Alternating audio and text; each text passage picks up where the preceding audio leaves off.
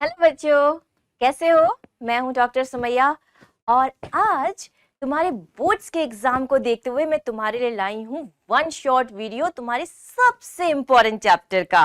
कौन सा? Life processes. ये तो तुम्हें पता है कि ये तुम्हारे क्लास 10th बायोलॉजी का एक बहुत इंपॉर्टेंट चैप्टर है।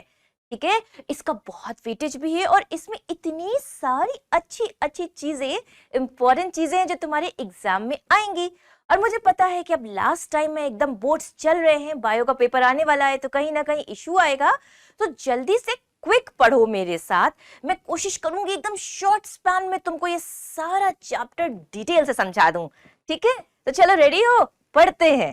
देखो, सबसे पहले हम ये सीखते हैं कि लाइफ प्रोसेसेस क्या होते हैं, कौन से इंपॉर्टेंट लाइफ प्रोसेसेस हैं हमारे साथ।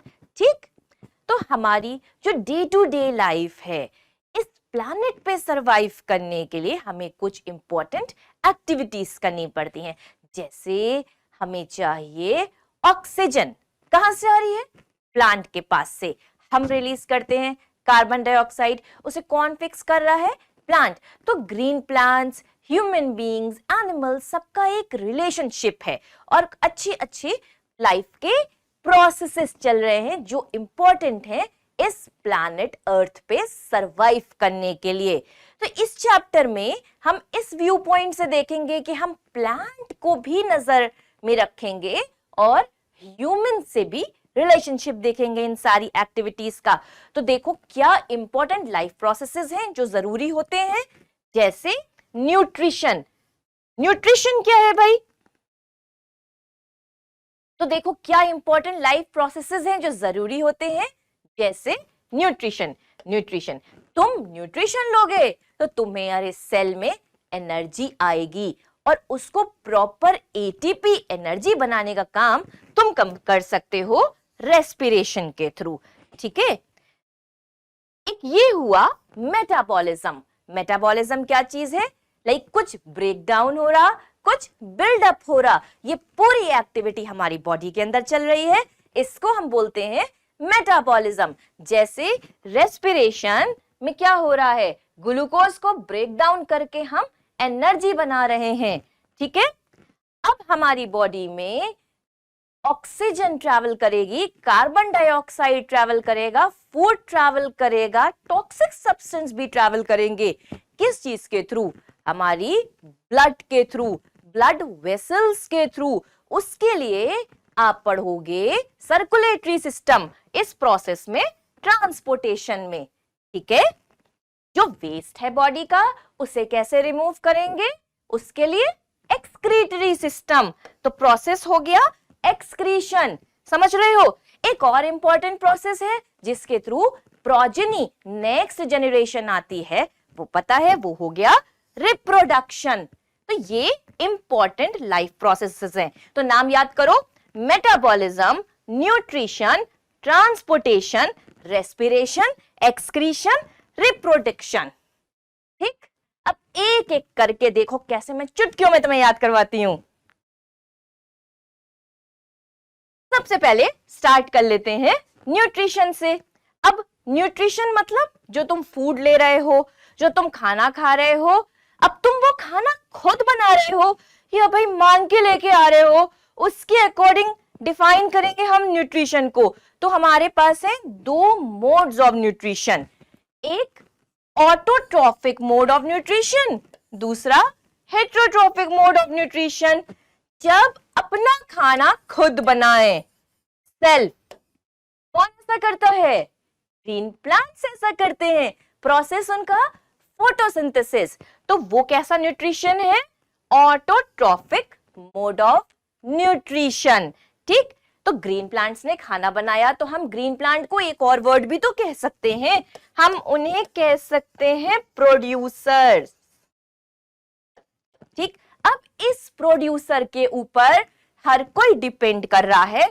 वो सारे लोग कौन सा मोड ऑफ न्यूट्रिशन कर रहे हैं? Heterotrophic mode of nutrition. ठीक, हेटेरोट्रॉफिक मोड ऑफ न्यूट्रिशन में दो तीन इंपॉर्टेंट टाइप। ठीक, आप डायरेक्टली इनडायरेक्टली किसी भी तरह से फूड चेन में अल्टीमेटली ग्रीन प्लांट के ऊपर डिपेंड करते हो बेटा, ठीक है। अगर आप डेड एंड डिकेइंग फूड के ऊपर सरवाइव कर रहे हैं जैसे कि फंजाई, स्लाइम मोड्स, तो वो मोड ऑफ न्यूट्रिशन है सैप्रोट्रॉफिक न्यूट्रिशन। अगर किसी होस्ट के अंदर कोई वायरस या कोई बैक्टीरिया सरवाइव कर रहा है तो वो हो गया पैरासाइट। या किसी होस्ट के बॉडी के ऊपर भी अगर सरवाइव कर रहा है जैसे कि लीच, ब्लड सकिंग होती है, तो वो भी पैरासाइट है। तो वहां पर तो वो कुछ नहीं कर रहे हैं, बिल्कुल डायरेक्ट एनर्जी सोर्स ले रहे हैं, तो वो मोड ऑफ न्यूट्रिशन है पैरासिटिक मोड ऑफ न्यूट्रिशन। तीसरा होलोजोइक न्यूट्रिशन, जो हम करते हैं, हम डायरेक्ट हर्बीवोर भी हो सकते हैं, ओमनीवोर भी हो सकते हैं, या लाइक अगर लॉयन है तो कार्निवोर भी हो सकता है।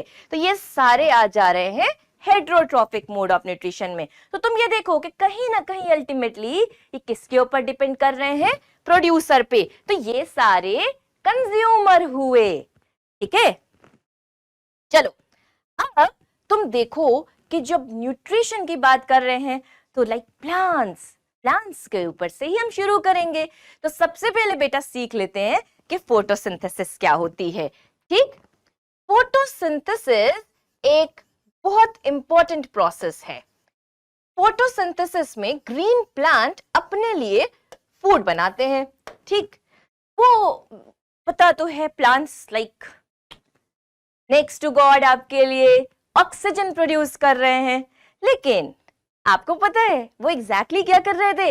वो तो कार्बन डाइऑक्साइड जो आपने रिलीज करी थी उसको फिक्स कर रहे थे in the form of glucose. वो ये काम अपने लिए कर रहे थे, ठीक है, वो ये काम अपने लिए कर रहे थे।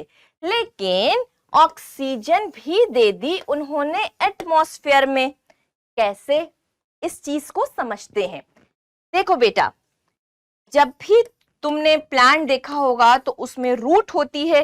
तुमको ये पता है कि प्लांट वाटर एब्जॉर्ब करते हैं, अगर वाटर ना डालो तो प्लांट में विल्टिंग हो जाती है, वो सूख जाते हैं।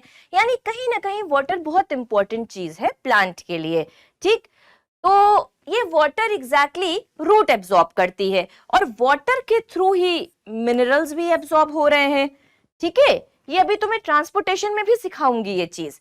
तो ये वाटर ऊपर चला गया प्लांट के पास, ग्रीन पार्ट ऑफ प्लांट के पास, जिसमें ग्रीन न्यू स्टेम और ऑब्वियसली ग्रीन लीव्स होती हैं।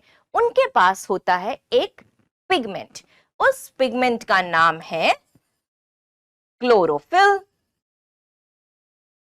तो बेटा ग्रीन प्लांट्स क्या करते हैं कि सनलाइट की प्रेजेंस में कार्बन डाइऑक्साइड को फिक्स कर लेते हैं, ठीक है। अब कार्बन डाइऑक्साइड को जब वो फिक्स करना चाहते हैं तो इस प्रोसेस में वाटर बहुत हेल्पफुल होता है। वो जब क्लोरोफिल अपने एक्साइटेड स्टेट में जा रहा है, इलेक्ट्रॉन के ट्रांसफर में वाटर मॉलिक्यूल हेल्प कर रहा है। तो क्या हो रहा है कि आप जब ये इक्वेशन देख रहे हो, carbon dioxide plus water gives out glucose and oxygen. तो ये जो वाटर है यहां से एग्जैक्टली ऑक्सीजन निकल के आ रही है। तो ये ग्रीन प्लांट्स तो फिक्स कर रहे थे इसको, जैसे मैंने तुम्हें बताया, ग्लूकोज बनाने के चक्कर में। लेकिन उन्हें पता भी नहीं था कि वो बाय प्रोडक्ट के तौर पे ऑक्सीजन बना दे रहे हैं, और यही वो ऑक्सीजन है जो ह्यूमंस को चाहिए, है ना। हम वो ऑक्सीजन लेंगे, उसके लिए आगे हम प्रोसेस पढ़ेंगे रेस्पिरेशन वाला। अब क्या तुम्हें ये पता है कि साइट ऑफ फोटोसिंथेसिस क्या होती है? साइट ऑफ फोटोसिंथेसिस होते हैं क्लोरोप्लास्ट। प्लांट सेल में प्लास्टिड्स होते हैं। क्लोरोप्लास्ट एक तरह का प्लास्टिड होता है। इस क्लोरोप्लास्ट में होते हैं ग्रेना एंड स्ट्रोमा, ठीक।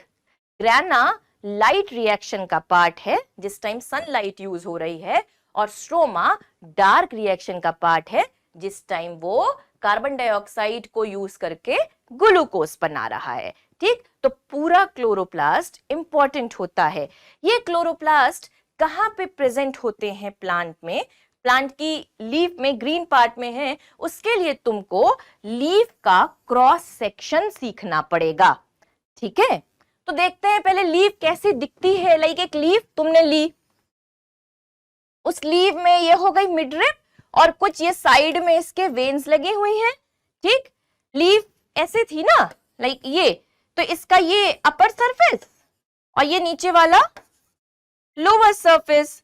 अब लीफ है सनलाइट में। अब तुम सोचो कि अगर पौधे को ज्यादा देर तुम सनलाइट में रख रहे हो तो पानी लाइक पौधा मुरझाने लगता है।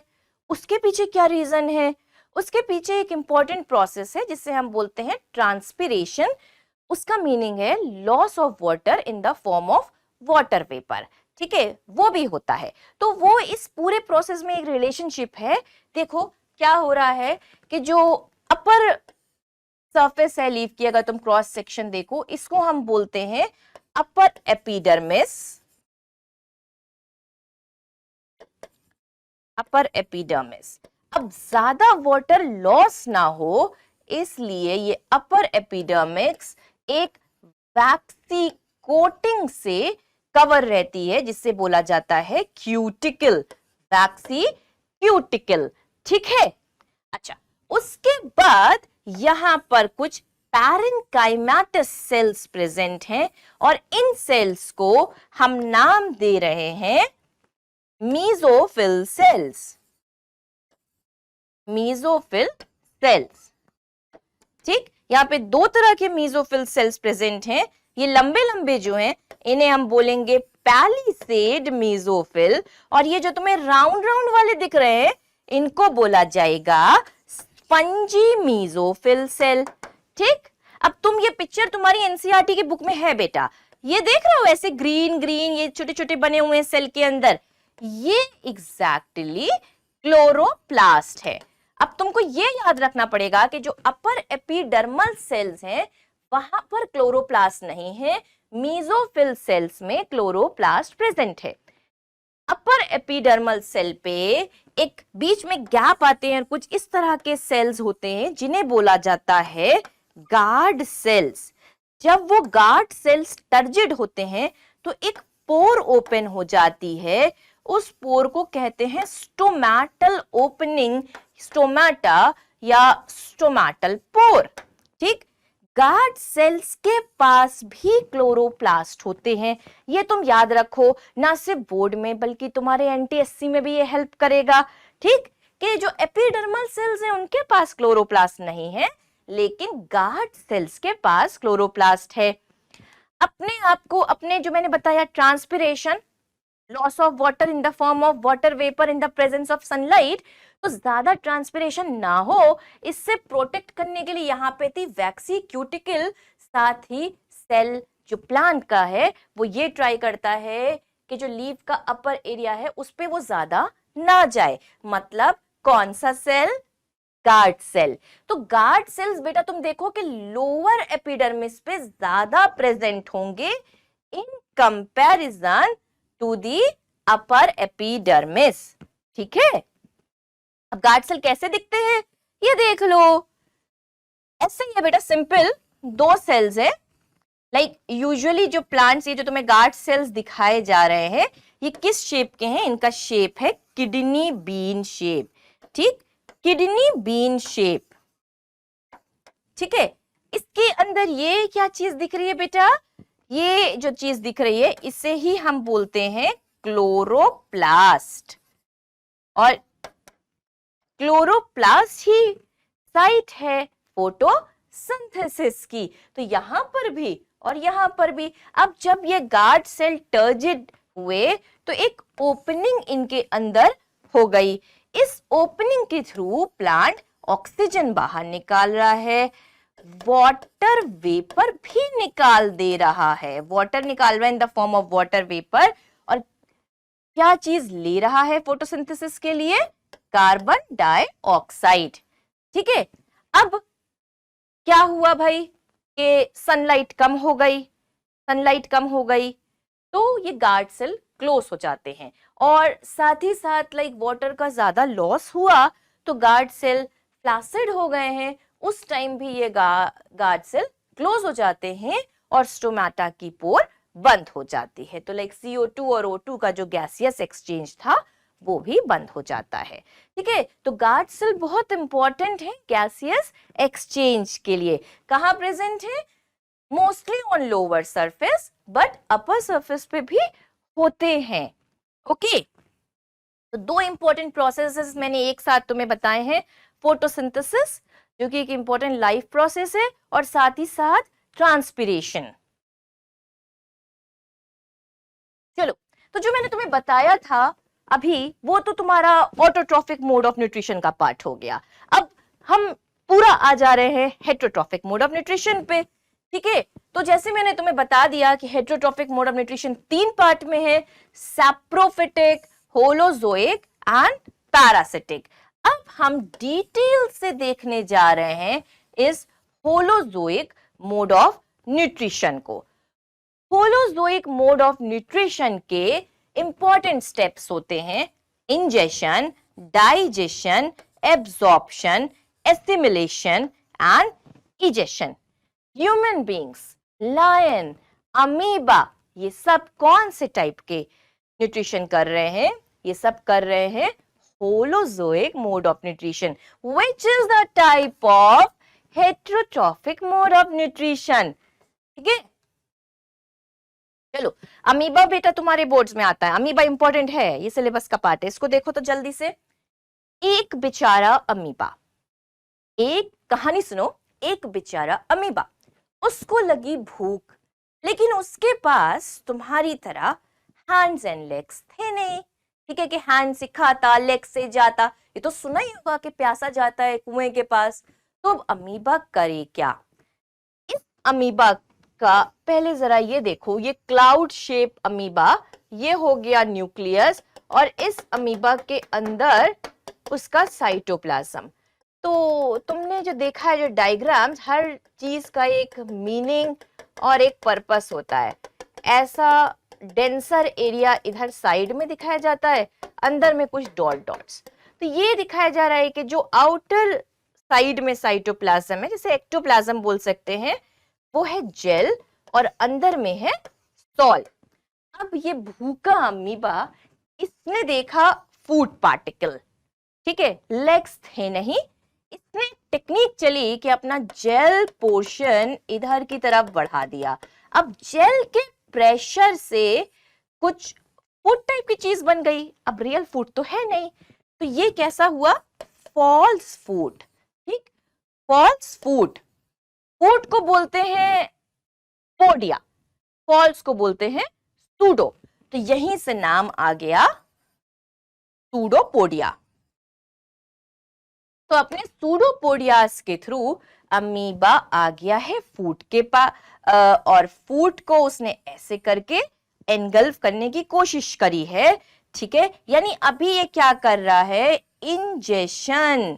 ठीक, इंजेशन करके ये एक फूड वैक्यूल के अंदर इसको लेके आ गया है। फूड वैक्यूल के अंदर ये काम क्या करेगा? डाइजेशन। ठीक, डाइजेशन जब इसने कर लिया तो यहां पर वो ट्राई कर रहा है कि जो इंपॉर्टेंट चीजें हैं वो सेल में डाल दे, यानी कि एसिमिलेशन। ठीक है, और लास्ट स्टेप में अमीबा क्या करने जा रहा है? लास्ट स्टेप में जो वेस्ट है उसको बाहर निकाल रहा है, यानी कि इजेशन। ठीक है, तो तुमने सारे स्टेप्स देखे। तो सूडोपोडिया से चलता हुआ गया अमीबा फूड के पास, वहां उसने किया इंजेशन, इंजेशन के बाद डाइजेशन, फिर एसिमिलेशन और फिर वेस्ट का इजेशन। ठीक है, चलो, अब अगर अमीबा समझ में आ गया तो मेरे बच्चों ये भी कोई मुश्किल चीज नहीं है, ये तो बहुत आसान है, क्योंकि हमारी बॉडी को हम रिलेट कर पाते हैं।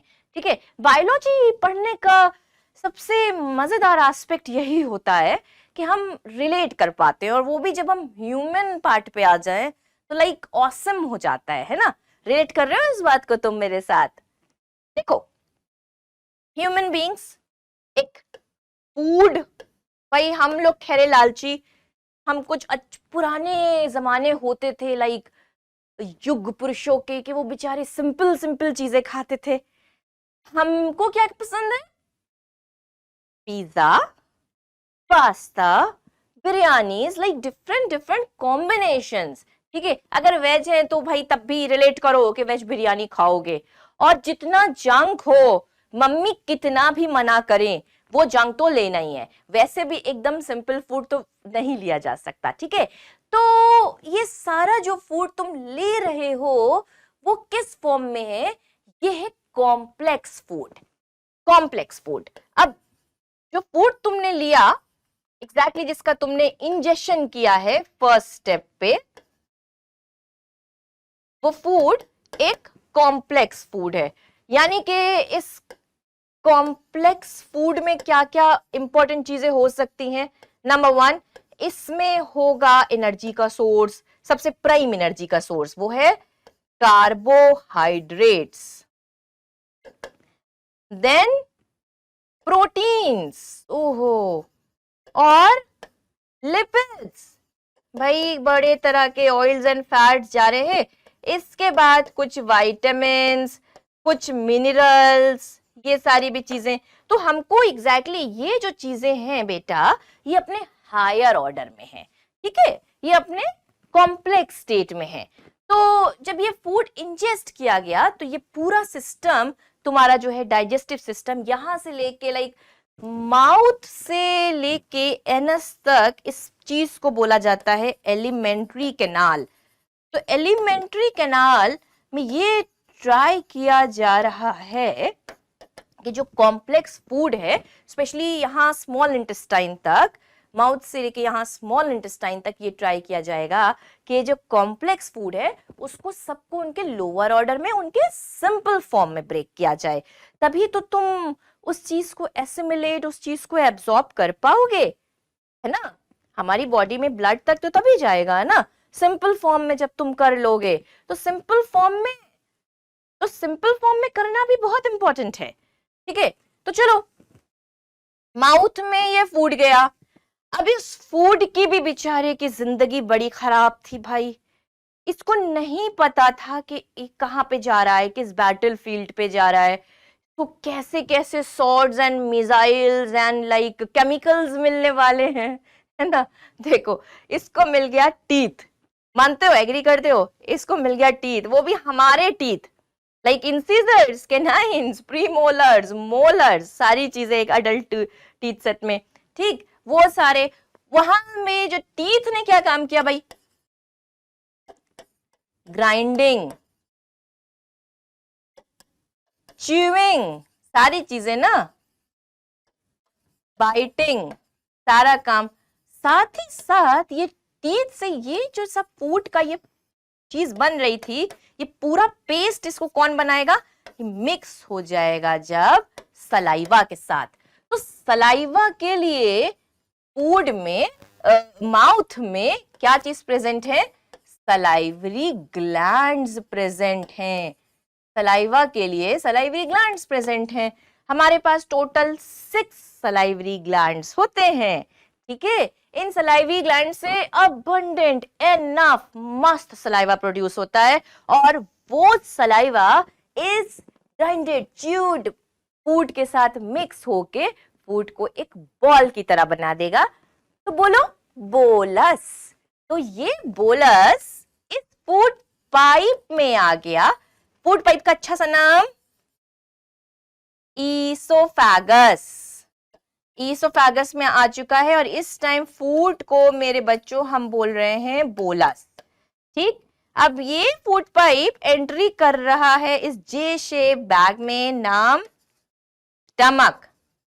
तो माउथ में जो चीज पे फोकस हुआ है डाइजेशन के, वो था कार्बोहाइड्रेट। ठीक है, स्टार्च को यूजुअली, यानी कि पॉलीसेक्राइड को हमने डाइसेक्राइड में कन्वर्ट किया है। ओके, अब स्टमक में आ गया है। स्टमक जो मेन फोकस करती है वो प्रोटीन को टारगेट कर रही है। बाकी थोड़ा थोड़ा लिपिड पे भी कर रही है, लेकिन प्रोटीन इसका मेन टारगेट है। इसलिए स्टमक के पास एक एंजाइम होता है, वो इनएक्टिव स्टेट में होता है। उस एंजाइम का नाम है पेप्सिनोजेन, और ये एक प्रोटीन डाइजेस्टिंग इनएक्टिव स्टेट है एंजाइम का। इसको एक्टिव कर सकता है हाइड्रोक्लोरिक एसिड।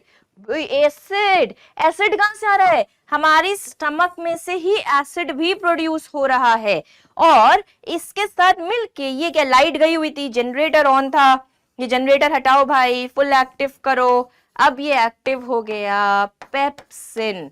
तो ये पेप्सिन किसके ऊपर वर्क करेगा? प्रोटीन के ऊपर। उसको ब्रेक करेगा स्मॉलर चेन ऑफ प्रोटीन्स में।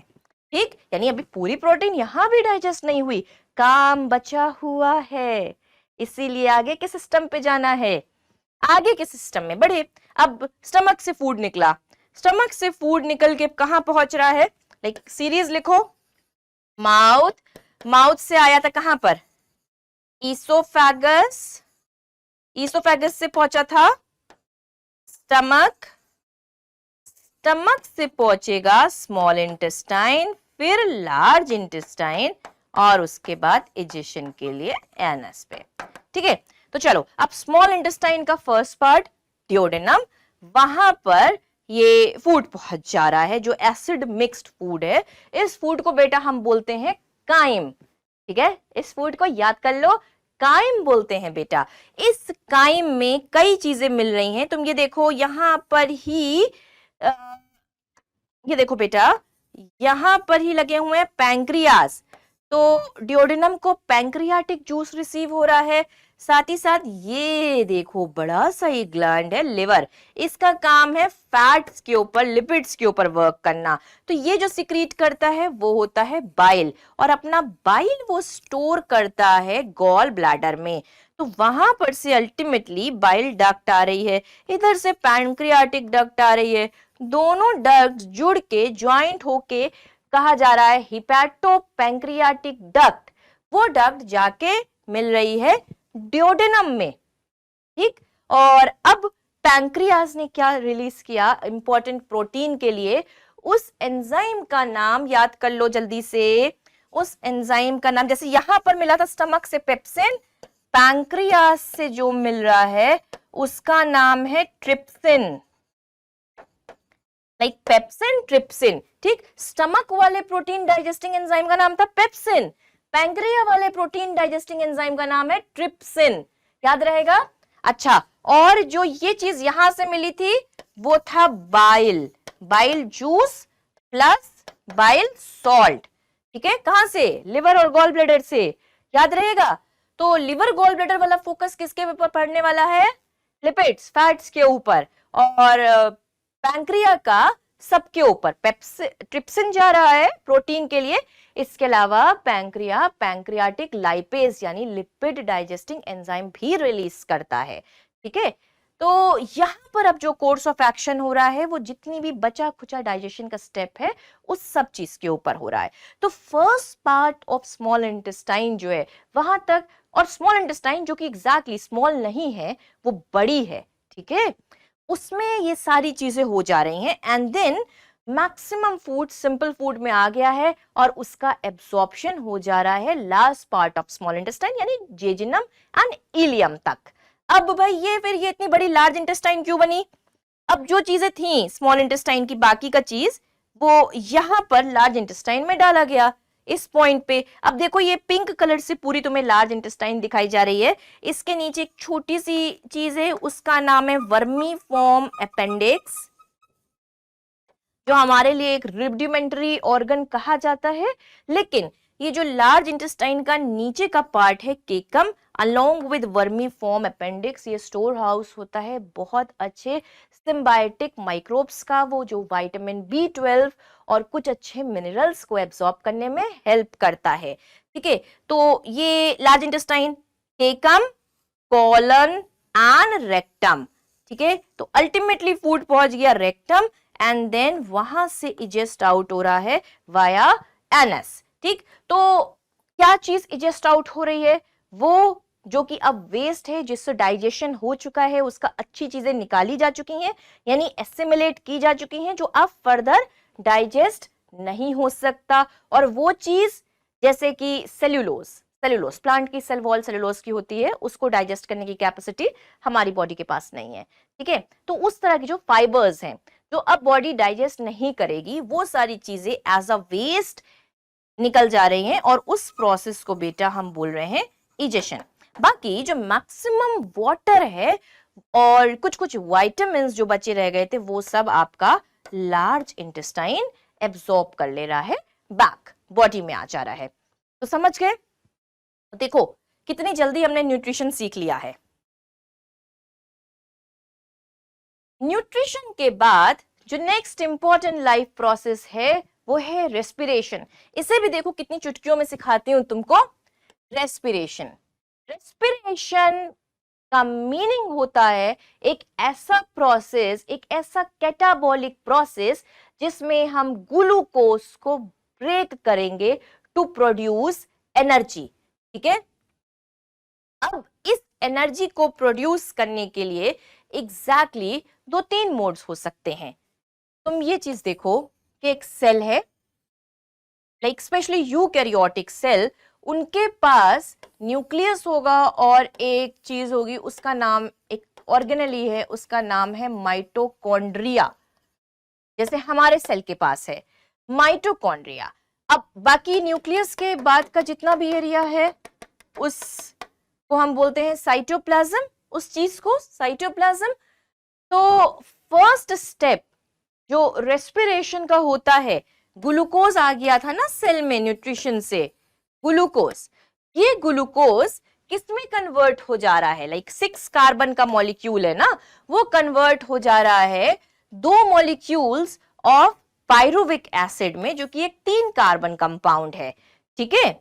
वहां पे कन्वर्ट हो गया और फिर अल्टीमेटली वो कन्वर्ट होके माइटोकॉन्ड्रिया में एंटर करेगा।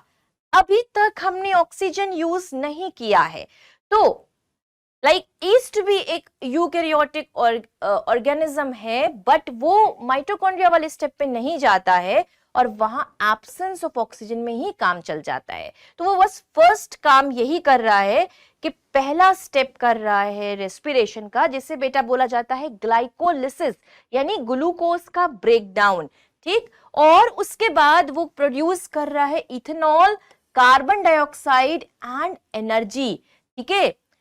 तो जब रेस्पिरेशन हो इन एब्सेंस ऑफ ऑक्सीजन, उस रेस्पिरेशन को हम बोलते हैं एनएरोबिक रेस्पिरेशन, और जब रेस्पिरेशन हो इन प्रेजेंस ऑफ ऑक्सीजन उसको हम बोलते हैं एरोबिक रेस्पिरेशन। लेकिन बेटा ये हमेशा याद रखो कि पहला स्टेप ग्लाइकोलिसिस में ऑक्सीजन की जरूरत नहीं है, वो कॉमन है एरोबिक एनारोबिक दोनों तरफ, ठीक। उसके बाद अब तुम जब माइटोकॉन्ड्रिया पे आए तो यहां पर ऑक्सीजन के साथ वर्क हो रहा है अगर, तो यही रेस्पिरेशन अब बन गया है एरोबिक रेस्पिरेशन, और इससे खूब सारी एटीपीज मिलती हैं तुमको और रिलीज होता है कार्बन डाइऑक्साइड, वाटर, एटीपी, ठीक है। यही हमारा मोड है रेस्पिरेशन का, ठीक है। हायर ऑर्गेनिजम्स, यूकैरियोटिक ऑर्गेनिजम्स, जहां पे भी माइटोकॉन्ड्रिया चल रहा है, इनका यही मोड है एरोबिक मोड ऑफ रेस्पिरेशन का। अच्छा बेटा, कभी कभी तुमने देखा है लाइक जिम गए या दौड़ते हुए चले गए या स्ट्रेनस एक्सरसाइज ऐसे घर में भी कर ली, तो उस टाइम लाइक कैसा होता है, ब्रीथलेसनेस, सांस फूलने लगती है ना। क्यों? क्योंकि हमको ज्यादा ऑक्सीजन की जरूरत है, तो हम ज्यादा इनटेक कर रहे हैं, मोर इनहेलेशन कर रहे हैं, तो हमें एग्जैक्टली लेथार्गिक लग रहा है, लाइक थोड़ा डलनेस लग रही है। वो क्यों? क्योंकि उस टाइम पार्शियल डिप्लीशन हो गया है हमारी बॉडी में ऑक्सीजन का। तो मसल सेल स्पेशली जो कि इन्वॉल्व रहती हैं आपके मूवमेंट एंड लोकोमोशन में, तो वो उस time in absence, in depletion of oxygen, क्या कार्बन डाइऑक्साइड, वाटर एनर्जी पूरा इतना ना प्रोड्यूस करके लैक्टिक एसिड और थोड़ी सी एनर्जी प्रोड्यूस कर रहा है। तो लैक्टिक एसिड से ही लेथार्गी और थकन महसूस होती है हमको। वो थोड़ी देर में जब तुम अच्छे से इनहेलेशन कर लेते हो, ऑक्सीजन मिल जाती है, तो वो साइड हो जाती है, ब्रेकडाउन हो के वापस से सब कुछ नॉर्मल हो जाता है, ठीक। तो हमारा जो मेन मोड है रेस्पिरेशन का वो है एरोबिक मोड ऑफ रेस्पिरेशन। अच्छा, जो एनारोबिक मोड ऑफ रेस्पिरेशन है, ठीक है, जिसमें हम ऑक्सीजन की एब्सेंस में कर रहे हैं बेटा, उसको हम फर्मेंटेशन भी बोल रहे हैं।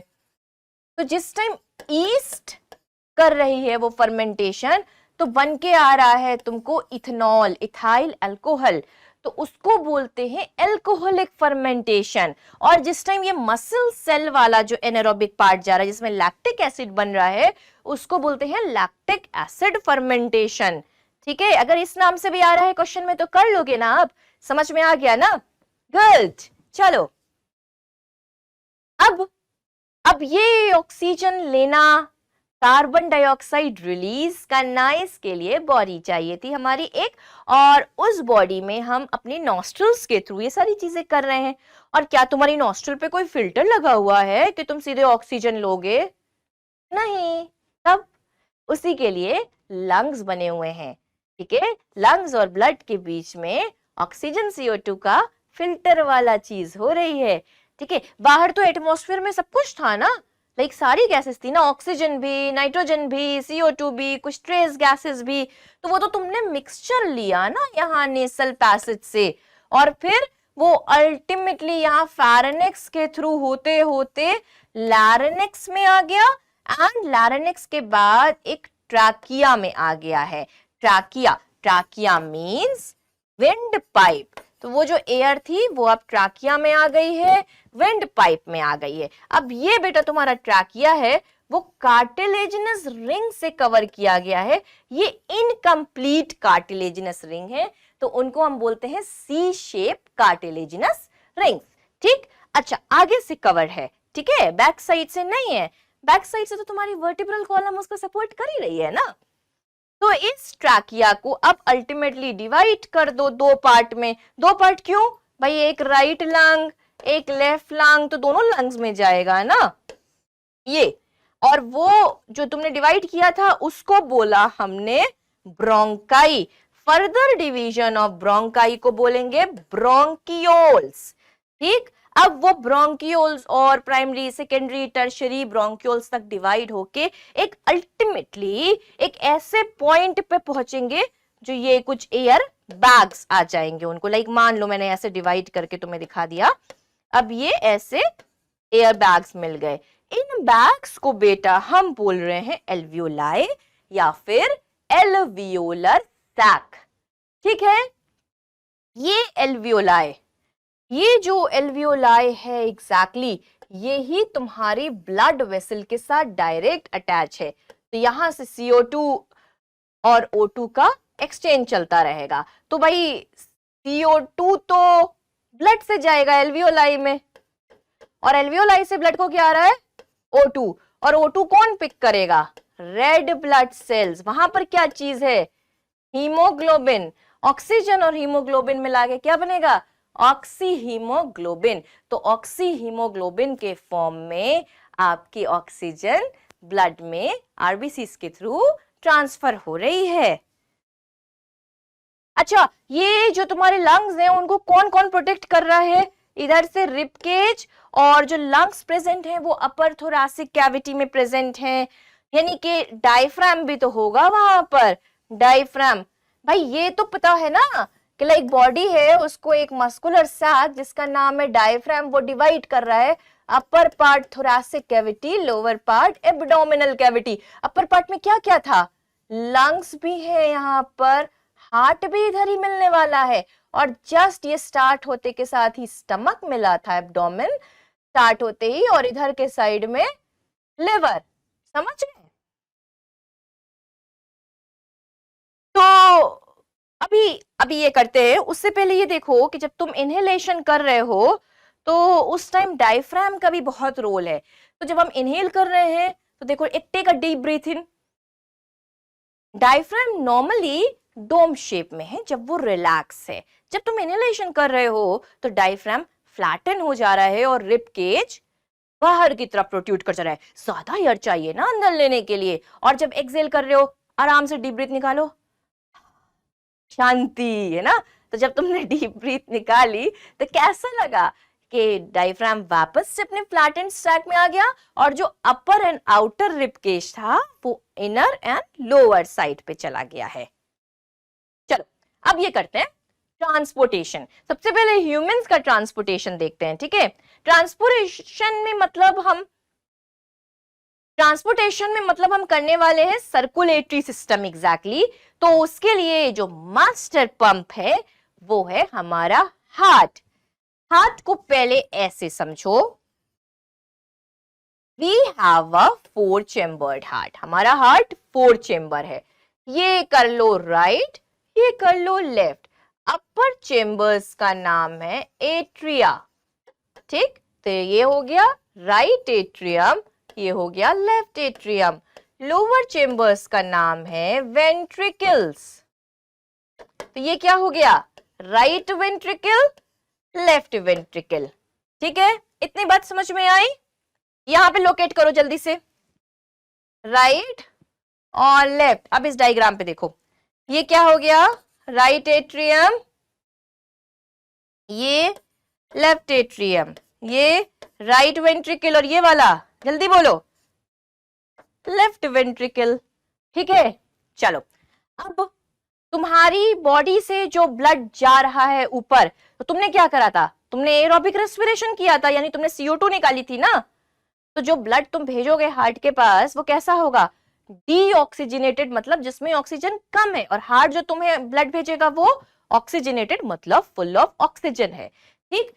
तो बॉडी से डीऑक्सीजनेटेड ब्लड रिसीव होता है राइट एट्रियम को, अब अपर पार्ट ऑफ बॉडी से भी और लोअर पार्ट ऑफ बॉडी से भी, ठीक। तो जो लेके आ रहा है ग्रेट वेन, उसका नाम है सुपीरियर वेना कावा, और इधर से इंफीरियर वेना कावा। एक बार समझ लो, फिर मैं तुम्हें आर्टरीज और वेन भी ढंग से समझाती हूँ, ठीक है। अब ये देखो कि ये सुपीरियर वेना कावा और ये इंफीरियर वेना कावा से राइट एट्रियम को ब्लड रिसीव हो रहा है। वो ब्लड राइट एट्रियम से नीचे आ जा रहा है राइट वेंट्रिकल को, ठीक। अब राइट वेंट्रिकल, अब हार्ट तो सिर्फ पंप है ना, ब्लड कहां प्यूरिफाई हो रहा था, अभी पढ़ा, यस, रेस्पिरेटरी सिस्टम में। तो ब्लड तो डीऑक्सीजनेटेड ब्लड खुद तो हार्ट नहीं प्यूरिफाई कर सकता ना, वो तो लंग को भेजेगा ना बेटा। तो उसने ये चीज लंग के पास भेज दी, किसके थ्रू, पल्मोनरी आर्टरीज के थ्रू। पल्मोनरी आर्टरी के थ्रू ये सारा ब्लड, डीऑक्सीजनेटेड ब्लड पहुंच गया है लंग के पास, ठीक है बेटा। अब जब ये सारा ब्लड लंग के पास पहुंच गया है, तो लंग का काम था गैसियस एक्सचेंज करना। लंग वहां से ऑक्सीजनेटेड ब्लड भेजेगा, वो रिसीव होगा, वो किसको रिसीव होगा, लेफ्ट एट्रियम को। वो नीचे की तरफ आएगा लेफ्ट वेंट्रिकल में, और लेफ्ट वेंट्रिकल से ये ब्लड निकल के जाएगा आपकी बॉडी को वाया ग्रेट आर्टरी, जिसको बोलते हैं एओर्टा, एओर्टा के थ्रू, ठीक। ये साइकिल समझ में आई। अब तुम जल्दी से देखो कि ब्लड वेसल्स में दो मेन चीज हम हमेशा पढ़ते हैं, आर्टरी और वेन, और हमेशा हमें याद करने में कंफ्यूजन होती है। ये मान लो कि तुम्हारा प्यारा सा हार्ट है, हार्ट में जो भी बेटा, हार्ट में जो भी ब्लड वेसल आती है उसको हम हमेशा वेन बोलते हैं, और हार्ट से जो भी ब्लड वेसल निकलती है उसको हमेशा आर्टरी बोला जाता है, ठीक है। तो हार्ट में एक ही बार एक ब्लड वेसल लाइक निकल रही है, ग्रेट या आपकी पल्मोनरी आर्टरी, एग्जैक्टली उसको एओर्टा भी बोलते हैं, पल्मोनरी एओर्टा, ठीक है, जो लेके निकल रही है डीऑक्सीजनेटेड ब्लड। बाकी जो निकल रही है वो main great aorta, great artery, जिसे आप एओर्टा भी बोल रहे हो, वो लेके निकल रही है ऑक्सीजनेटेड ब्लड। तो एक बार ये पल्मोनरी वाला जो है वो डीऑक्सीजनेटेड लेके निकल रहा है, यानी उसी से हम एक कॉमन सा हमने बना लिया है कि veins carry deoxygenated blood and arteries carry oxygenated blood, except, अब एक्सेप्शन क्या हो गया कि पल्मोनरी आर्टरी क्योंकि बाहर जा रही थी, जैसे मैंने तुम्हें बताया कि हार्ट से जो भी ब्लड वेसल जाती है उसे हम आर्टरी ही बोलते हैं, ठीक है। तो pulmonary artery carries deoxygenated blood and pulmonary vein carries oxygenated blood. याद हो गया? Very good. चलिए अब देखते हैं ट्रांसपोर्टेशन इन प्लांट्स। प्लांट्स हमारे प्यारे सॉफ्ट सॉफ्ट से, लेकिन इन प्लांट को मैंने जैसे तुम्हें बताया कि रूट्स है इन प्लांट के पास जो एब्जॉर्ब कर रहे हैं वाटर एंड मिनरल्स।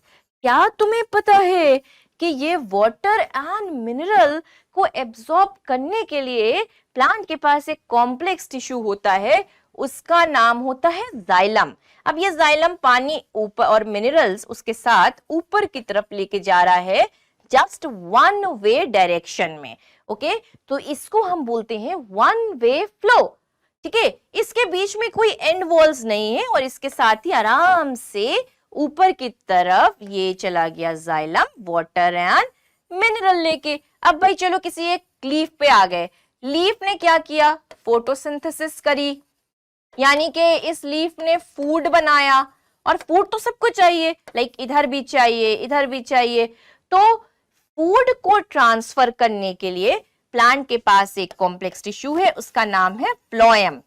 अब फूड दोनों तरफ चाहिए ना, तो इसीलिए अनलाइक जाइलम जो वन वे फ्लो था, इसका बाई डायरेक्शनल या फिर टू वे फ्लो होता है और इसके पास एंड वॉल्स विद परफोरेशंस एंड पिट्स भी होती है। ठीक है, इस फ्लोएम के थ्रू फूड और वाटर दोनों चीज ही ट्रांसफर हो रही है छोटे मोटे आसपास के, लेकिन जाइलम मेन है वाटर एंड मिनरल ले जाने के लिए नीचे रूट से। ठीक है, और उससे बोलते हैं बेटा वन वे फ्लो। तो कंडक्शन के लिए याद रखेंगे जाइलम स्पेशलाइज्ड है वाटर एंड मिनरल के लिए and phloem for translocation of food. अब आ जाओ, जब ये सारी चीजें कर ली तो अब आ जाते हैं लास्ट स्टेप पे, उसे कहते हैं एक्सक्रीशन। ठीक है, अब भाई ये एक्सक्रीटरी सिस्टम इस लाइफ प्रोसेसेस में मुझे लगता है सबसे ज्यादा डरा देता है। तो चलो तुम्हारा डर अभी खत्म कर देती हूं। देखो वेट, ये जो तुम्हारे पास एक्सक्रीटरी ऑर्गन है उसका नाम है किडनी।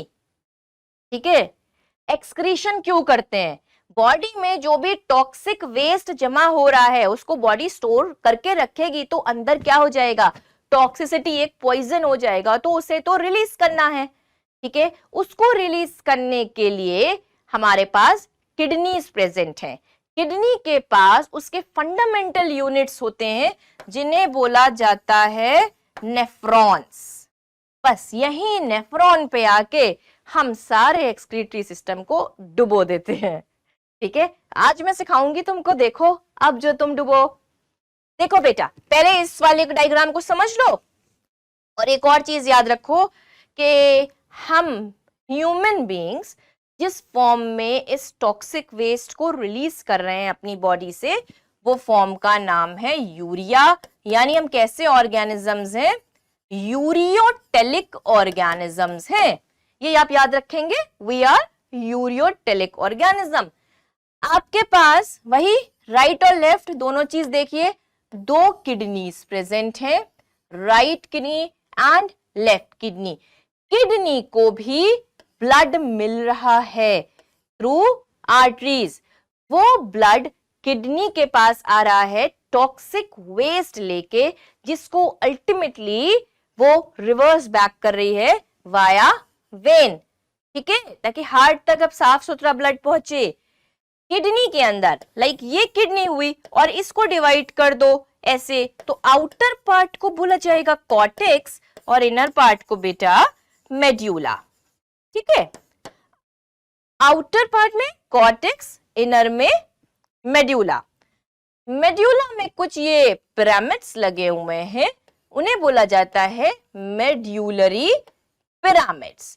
ठीक, अब ये देखो कॉर्टेक्स और मेड्यूला, यहां पर उनके किडनी के फंक्शनल पोर्शंस लगे हुए हैं जिन्हें हम कह रहे हैं नेफ्रॉन्स। ठीक, अब नेफ्रॉन का काम क्या है कि लाइक ये आर्टरीज एंड वेन सब अच्छे से लाइक ये ब्लड पहुंच रहा है नेफ्रॉन के पास, और नेफ्रॉन का जो अपर पार्ट है वो एक ऐसे कैप्सूल के शेप में है, उसे हम बोल रहे हैं बाउमेंस कैप्सूल, और जो ब्लड वेसल्स का क्लस्टर यहाँ पर है उसे बोल रहे हैं ग्लोमेरुलस। वहां से जितना भी बॉडी का ब्लड था उसका सारा मैक्सिमम टॉक्सिक वेस्ट और मैक्सिमम वाटर फिल्टर हो गया है, लेकिन हम इतना वाटर थोड़ी रिलीज करते हैं, ठीक है, तो वो फिल्टर हो गया अलोंग विद टॉक्सिक वेस्ट।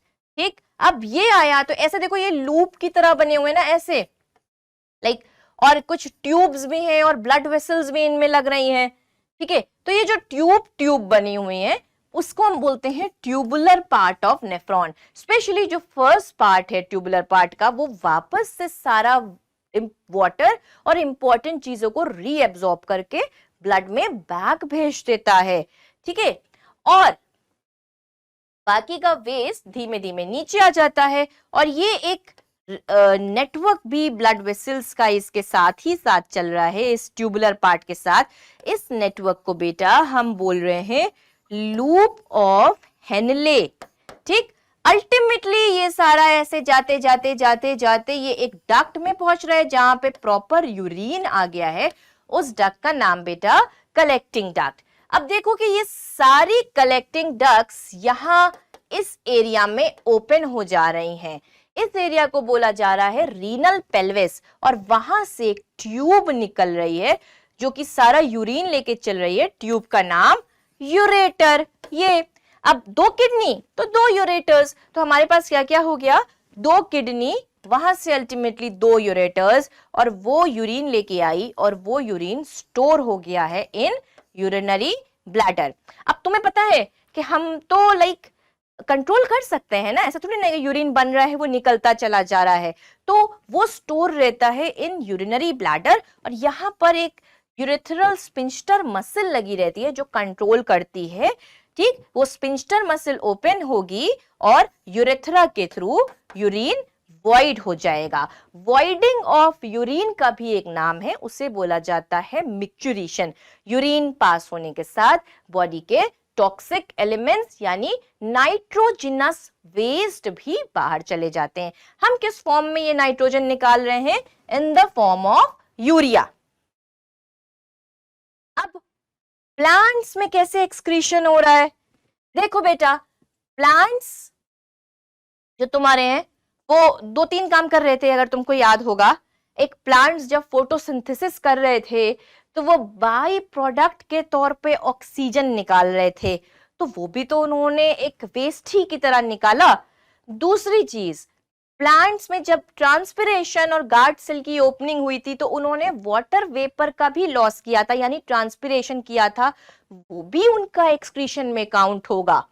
ठीक है, इसके अलावा प्लांट कुछ अपना वेस्ट प्रोडक्ट अपने वैक्यूल्स में भी स्टोर करता है। आपको पता है कि प्लांट सेल का 3/4 एरिया उनके वैक्यूल से यूज होता है। ठीक है, अच्छा, और बहुत सारा जो वेस्ट प्रोडक्ट है प्लांट में तो सेनीसेंस भी होती है यानी पतझड़ भी, तो वो अपना वेस्ट जो लीफ मुरझा रही हूं उनकी तरफ ट्रांसफर करता जाता है और फॉलिंग ऑफ लीफ के साथ वेस्ट बाहर हो जाता है। ठीक है, अच्छा, कुछ और जैसे हमें कुछ सेकेंडरी मेटाबोलाइट्स मिल रहे हैं, कुछ गम्स, कुछ रेजिन्स, कुछ alkaloids, specially like old barks में जो चीजें मिल रही हैं, तो वो भी plant as a waste product ही निकाल रहा है। ठीक है, तो एग्जैक्टली ह्यूमन सिस्टम और प्लांट सिस्टम में बहुत डिफरेंस है, लेकिन प्लांट ना होते तो हम ना होते, और अगर हम यूज ना करते तो प्लांट्स होके क्या करते।